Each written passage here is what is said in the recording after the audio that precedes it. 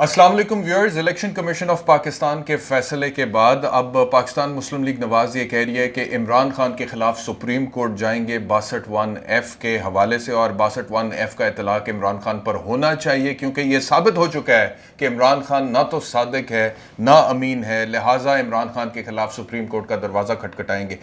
इस वीडियो के आखिर में आपको बताऊंगा कि ये जो पाकिस्तान मुस्लिम लीग नवाज का स्टांस है, क्या ये इसलिए है कि वाकई में इमरान खान को नाअहल कराना चाहते हैं सुप्रीम कोर्ट के थ्रू, और क्या इमरान खान नाअहल हो सकते हैं कानूनी तौर पे, आईनी तौर पे, या फिर पाकिस्तान मुस्लिम लीग नवाज किसी और की वापसी का दरवाज़ा खोलना चाहती है। और वो आपको पता लग गया होगा मेरा इशारा किस तरफ है। अब जैसे जैसे ये वीडियो आगे बढ़ेगी आपको मैं कुछ इंपॉर्टेंट फैक्ट शेयर करूंगा और बताऊंगा कि किस तरह से ये सारी गेम जो है इसको प्लान किया गया और इसको आगे सियासी तौर पे अमली जामा पहनाया जाएगा। सबसे पहले बात करते हैं 62(1)(f) की। 62(1)(f) है क्या? आइन की रूह से 62(1)(f) में लिखा हुआ है कि कोई भी शख्स पार्लियामेंट का रुकन हो नहीं सकता अगर वो सादिक और अमीन नहीं। और आपको याद होगा मियां नवाज शरीफ साहब के खिलाफ जो फैसला आया था उसमें उनकी ताहयात नाअहली सुप्रीम कोर्ट ने की थी। एक 5 रुकनी बेंच था जिसको हेड कर रहे थे जस्टिस आसिफ सईद खोसा उस टाइम पर। उस फैसले में 184(3) सुप्रीम कोर्ट की जो जुरिस्डिक्शन होती है उसको इन्वोक किया गया और फिर बाकायदा तौर पर एक प्रोसीडिंग चलाई गई और कहा गया कि मियां नवाज शरीफ जो हैं उन्होंने क्योंकि अपने जो एसेट्स थे उनके कोई ज़राए नहीं वो बता सके, और अकामे के हवाले से पाकिस्तान मुस्लिम लीग नवाज ये कहती है, उनका स्टांस है कि जी के बेटे से तनख्वाह ना लेने पर मियां नवाज शरीफ को उन्होंने ताहयात नाअहल कर दिया। सबसे पहली बात तो ये है कि इस वक्त हम भूल जाएं थोड़ी देर के लिए कि 62(1)(f) की जद में इमरान खान आ रहा है या नवाज शरीफ साहब आ रहे हैं या ख्वाजा आसिफ के हवाले से केस आया था जिसमें उनको क्लीन चिट मिल गई थी, या फिर जहांगीर खान तरीन के हवाले से आया था जिसमें उनको भी ताहयात नाअहल कर दिया था। इस वक्त हम भूल जाएं वक्ती तौर पर कि कौन है 62(1)(f) क्या दुरुस्त है? क्या 62(1)(f) आइन में जो बुनियादी हकूक दर्ज हैं उनसे मुतसादिम है या फिर उनके मुताबिक है? ये बहुत बड़ा इंपॉर्टेंट क्वेश्चन है। मैं जाती तौर पर ये समझता हूं कि 62(1)(f) की जो तशरीह की है सुप्रीम कोर्ट ऑफ पाकिस्तान ने मियां नवाज शरीफ के केस में वो दुरुस्त नहीं है, क्योंकि 62(1)(f) में आप किसी को ताहयात नाअहल कर देते हैं। दूसरी तरफ आपके आइन में ये लिखा हुआ है जो 63 है आर्टिकल डिस्क्वालिफिकेशन से रिलेटेड, कि अगर कोई शख्स रेपिस्ट है, अगर कोई शख्स मर्डरर है, यानी कि किसी ने रेप किया है, किसी ने कत्ल किया है, किसी ने डकैती की है, किसी ने तौहीन अदालत की है, तो मैक्सिमम जो उसकी डिस्क्वालिफिकेशन हो सकती है वो 5 साल है। 5 साल तक वो नाअहल है, उसके बाद दोबारा वो इलेक्शन लड़ने का मजाज है, पार्लियामेंट में जाने का मजाज है। अगर कोई नैब का कॉन्विक्ट है तो उसको भी 10 साल के बाद इलेक्शन लड़ने की और पार्लियामेंट में जाने की इजाजत मिल जाती है। लेकिन 62(1)(f) में अगर आप किसी को नाअहल कर दे सुप्रीम कोर्ट को इस फैसले के मुताबिक जो मियां नवाज शरीफ का था, तो वो ताहयात नाअहल है। उसके बाद उसके लिए वापसी का, तौबा का कोई दरवाजा ही नहीं है। और मैं एक ना सिर्फ वकील की हैसियत से, एक एंकर की हैसियत से, बल्कि एक मुसलमान की हैसियत से भी यह समझता हूं कि यह तशरीह शरई तौर पर दुरुस्त नहीं है, क्योंकि तौबा का दरवाजा तो कभी अल्लाह रब्बुल इज्जत अपने बंदे पर बंद नहीं करता। तो इंसान इंसानों पर तौबा का दरवाजा कैसे? ये कैसे पता लग जाता है एक इंसान को दूसरे इंसान के बारे में कि अब ये सारी उम्र ना तो सादिक है ना ही अमीन है?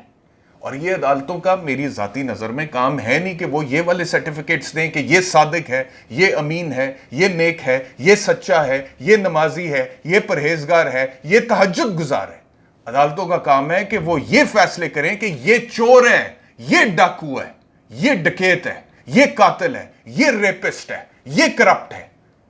ना कि ये कि आप कैरेक्टर सर्टिफिकेट्स बांटे। तो बुनियादी तौर पे 62(1)(f) जो आया था आइन के अंदर वो ज़िया-उल हक साहब के जमाने में आया था,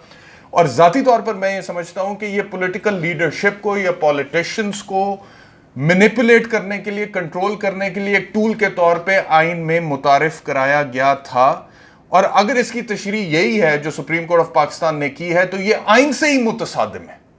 आइन के जो बुनियादी हकूक हैं, फंडामेंटल राइट्स का जो चैप्टर है उससे ही मुतसादिम है। तो पहले तो मैं पहले नंबर पर असूली बुनियादों पर इस बात से इख्तलाफ करता हूं कि 62(1)(f) का इतलाक करके आप किसी को ताहयात नाअहल कर दें, चाहे वो इमरान खान है, चाहे वो नवाज शरीफ है, चाहे वो ख्वाजा आसिफ है, चाहे वो जहांगीर खान तरीन है, जिसने जो गुनाह सरजद किया है, आप उस हवाले से एक फैसला दें और उसके बाद उसकी सजा सुनाएं, और उसकी डिस्क्वालिफिकेशन होना ही चाहिए for a limited period of time, जैसा कि आइन में ही दर्ज है ना, 63 में दर्ज है कि 5 साल तक, या नैब का जो कॉन्विक्ट है वो 10 साल तक डिस्क्वालीफाई हो जाता है।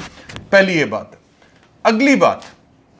کیا عمران خان 62(1)(f) میں نااہل ہو سکتے ہیں کہ نہیں ہو سکتے؟ اچھا، اس سے پہلے کہ میں اس پر بھی آؤں، مجھے وہ کیونکہ میں اسلامی پوائنٹ آف ویو سے بات کر رہا تھا اور میں کہہ رہا تھا کہ شرعی طور پر ایک مسلمان کی حیثیت سے مجھے یہ بات سمجھ نہیں آتی ہے، تو مجھے وہ واقعہ یاد آ گیا حضرت موسیٰ علیہ السلام کا کہ لوگ بڑے پریشان تھے کہ بارش نہیں ہو رہی بڑے عرصے سے، اور سامنے مجمع لگا ہوا تھا حضرت موسیٰ علیہ السلام کے سامنے، اور یہی ڈسکشن ہو رہی تھی کہ بارش ہو نہیں رہی ہے۔ تو اللہ رب العزت سے کیونکہ موسیٰ علیہ السلام ہم کلام ہو جاتے تھے، تو آپ کو یہ پیغام ملا، آپ تک یہ بات پہنچائی گئی کہ اسی مجمع میں ایک شخص اتنا گنہگار ہے کہ اس کی وجہ سے مصر میں بارش ہو نہیں رہی۔ موسیٰ علیہ السلام نے بھرے مجمع میں یہ بات کہہ دی۔ جب یہ بات اس شخص نے سنی جس کے بارے میں بات ہو رہی تھی تو وہ کانپ گیا، اسے لگا کہ ابھی موسیٰ علیہ السلام میرا نام لیں گے، پورے مصر کے اس مجمع کو پتہ چلے گا اور اس کے بعد میری تو عزت بچے گی نہیں۔ تو اس نے آنکھیں بند کی اور اللہ رب العزت سے دعا کی، استدعا کی کہ یا اللہ پروردگار، تو ہی پردے رکھنے والا ہے، تو میرا پردہ رکھ اور معافی کا طلبگار۔ موسیٰ علیہ السلام یہ کہہ چکے تھے کہ جب تک وہ شخص اس مجمع سے نہیں جائے گا یا یہاں سے نہیں جائے گا، اس بستی سے نہیں جائے گا، بارش نہیں ہوگی۔ لیکن جیسے ہی موسیٰ علیہ السلام نے یہ کہا، اس شخص نے اللہ تعالیٰ سے معافی مانگی، تھوڑی دیر بعد بارش ہو۔ تو موسیٰ علیہ السلام بڑے حیران ہوئے، اور انہوں نے جب دوبارہ ہم کلام ہوئے اللہ رب العزت سے پوچھا کہ آپ ہی نے تو مجھے کہا تھا کہ جب تک وہ شخص مجمع سے جائے گا نہیں تب تک بارش نہیں ہوگی، مجمع سے تو کوئی گیا نہیں، اس کے باوجود بارش ہوگی۔ تو پھر فرمان آیا کہ اسی شخص کی وجہ سے ہوئی کیونکہ اس نے دل سے توبہ کی۔ تو اگر آپ دل سے توبہ کریں تو توبہ کے دروازے تو کھلے ہوتے ہیں۔ تو یہ شرعی طور پر اسلامک پوائنٹ آف ویو سے بھی اور قانونی پوائنٹ آف ویو سے بھی اور آئینی پوائنٹ آف ویو سے بھی اور انسانی پوائنٹ آف ویو سے بھی بنیادی طور پر یہ دلیل ہی غلط ہے کہ آپ ساری زندگی کے لیے تاحیات کسی کو نااہل کرتے ہیں۔ اچھا جی، اب آگے بڑھتے ہیں۔ اب عمران خان صاحب پر 62(1)(f) کا اطلاق ہو سکتا ہے نہیں ہو سکتا؟ پاکستان تحریک انصاف کا بنیادی طور پر اس پر ایک نیریٹو یہ ہے کہ وہ یہ کہتے ہیں جی کہ وہ تو اگر بیان حلفی آپ جمع کرائیں تو پھر 62(1)(f) میں کی زد میں آپ آ سکتے ہیں، لیکن عمران خان صاحب کی طرف سے تو سرٹیفکیٹ دیا گیا تھا، اس وجہ سے ان کے اوپر اس کا اطلاق ہو نہیں سکتا۔ میں یہ سمجھتا ہوں کہ 62(1)(f) کی ورڈنگ اگر آپ پڑھیں تو اس کے اندر کوئی بیان حلفی کی یا سرٹیفکیٹ کی بات نہیں ہے۔ عدالت کا ثواب دید ہے، عدالت کسی بھی چیز کو کوئی پوائنٹ بنا کے، آپ نے فلور آف دا ہاؤس پر کوئی تقریر کی ہے، آپ نے کسی انٹرویو میں کوئی بات کی ہے، جیسے مریم نواز کو کوٹ کیا جاتا ہے، میری لاہور تو کیا لندن تو کیا لاہور میں بھی کوئی، پاکستان میں بھی کوئی پراپرٹی نہیں ہے،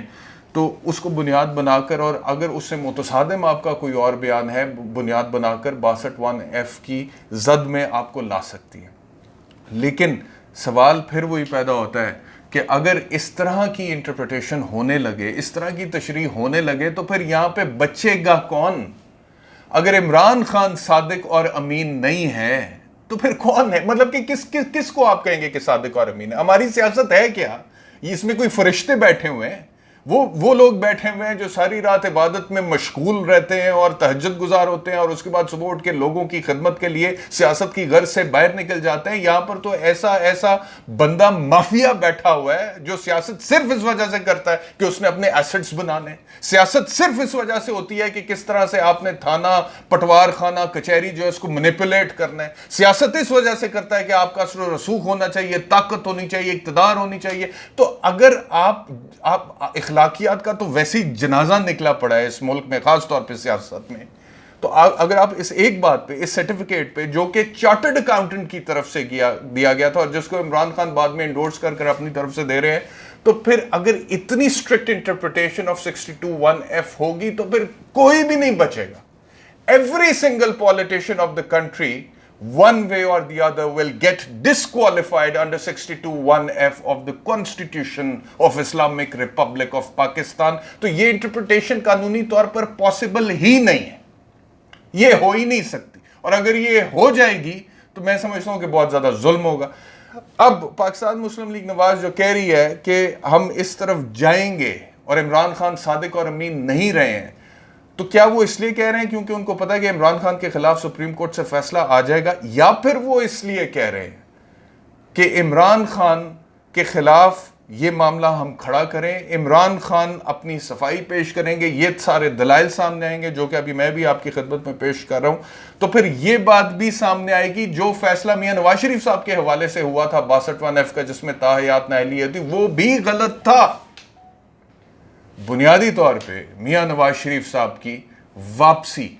کا راستہ بنایا جا رہا ہے. یہ میں آپ کو خبر دے رہا ہوں, یہ میں آپ کو بتا رہا ہوں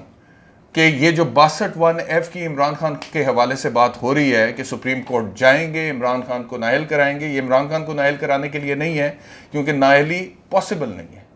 ان حالات میں, اس سچویشن میں نااہلی پاسبل نہیں ہے. الیکشن کمیشن آف پاکستان کا جو فیصلہ, اس میں صرف اتنی بات ہے کہ جو ممنوعہ بیرونی فنڈنگ ہوئی ہے, کیوں نہ اس کو کانفسکیٹ کر لیا جائے, ایک شو کاز نوٹس دے دیا گیا. کوئی بات نہیں ہوئی کہ پاکستان تحریک انصاف کو ڈیزالو ہونا چاہیے, ڈسولوشن آف پاکستان تحریک انصاف تک کی بات نہیں ہے. تو نااہلی تو بہت دور کی بات ہے. حالانکہ اگر الیکشن کمیشن آف پاکستان چاہتا, اور اگر اسی فریم آف مائنڈ میں ہوتا جس فریم آف مائنڈ میں فیصل واڈا کے کیس کے وقت تھا, تو 62F میں فیصل واڈا کو امریکی شہریت ڈکلیئر نہ کرنے پر انہوں نے تاحیات نااہل کر دیا تھا, جو کہ میری نظر میں درست فیصلہ نہیں ہے, کیونکہ 62F کی ڈیکلیریشن ایک کورٹ آف لا کی طرف سے آنی چاہیے. Election commission of Pakistan is not a court of law, لیکن اس کے باوجود انہوں نے وہ فیصلہ دیا. وہ ادھر بھی کر سکتے تھے لیکن انہوں نے نہیں کیا. وہ ادھر وہ ریفرنس کے حوالے سے کوئی ہدایت دے سکتے تھے کہ پاکستان تحریک انصاف کی ڈسولوشن کے حوالے سے کہ اس پارٹی کو بین کیا جائے, اس نے فورن فنڈنگ لی ہے, کوئی ریفرنس یا اس کا اشارہ کر سکتے, تو انہوں نے نہیں کیا. واحد بات جو ہوئی ہے الیکشن کمیشن آف پاکستان کے فیصلے میں, وہ صرف اتنی ہوئی ہے کہ یہ جو فنڈز ہیں, بیرونی فنڈنگ ہے, ممنوعہ فنڈنگ ہے, کیوں نہ اس کو کانفسکیٹ کر لیا جائے, یا تحریک انصاف کو شو کاز نوٹس دیا گیا ہے. تو یہاں تک یہ بات رہے گی, لیکن ایک نیریٹو بلڈ کیا جائے گا, ایک بیانیہ بلڈ کیا جائے گا پاکستان تحریک انصاف کی ڈسولوشن کے حوالے سے, ایک نیریٹو بلڈ کیا جائے گا عمران خان کی تاحیات نااہلی کے حوالے سے. اور پھر جب وہاں پر پاکستان تحریک انصاف کی طرف سے یا دیگر سٹیک ہولڈر کی طرف سے آرگومنٹ آئے گا کہ دیکھیں جی یہ تو آئینی طور پہ, قانونی طور پہ, اخلاقی طور پہ, سیاسی طور پر مناسب ہی نہیں ہے, ہو ہی نہیں سکتا, تو پھر میاں نواز شریف صاحب کے کیس کو دوبارہ کھولنے کی کوشش کی جائے گی. ایک لارجر بینچ بنانے کی درخواست ہو سکتا ہے دی جائے سپریم کورٹ آف پاکستان میں.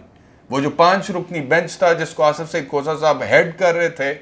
جس کا آغاز ہی انہوں نے اس اصطلاح سے کیا تھا گاڈ فادر اور سیسیلین مافیا, اس ججمنٹ کو چیلنج کیا جائے گا اور یہ کلیم کیا جائے گا کہ یہ فیصلہ, اگر عمران خان کی تاحیات نااہلی نہیں ہو سکتی اس مس ڈکلیریشن کی وجہ سے جو کہ الیکشن کمیشن آف پاکستان کہہ رہا ہے, تو میاں نواز شریف کی بھی تاحیات نااہلی نہیں ہو سکتی. یہ بنیادی مقصد ہے. اب یہ کس حد تک کامیاب ہوں گے, کس حد تک اچیو ہوگا, یہ آنے والے دنوں میں پتہ لگے گا. اس ویڈیو میں اتنا ہی. 62F کے حوالے سے انشاءاللہ اگلے ویڈیو میں آپ سے دوبارہ ملاقات ہوگی مزید اپڈیٹس کے ساتھ. اللہ حافظ.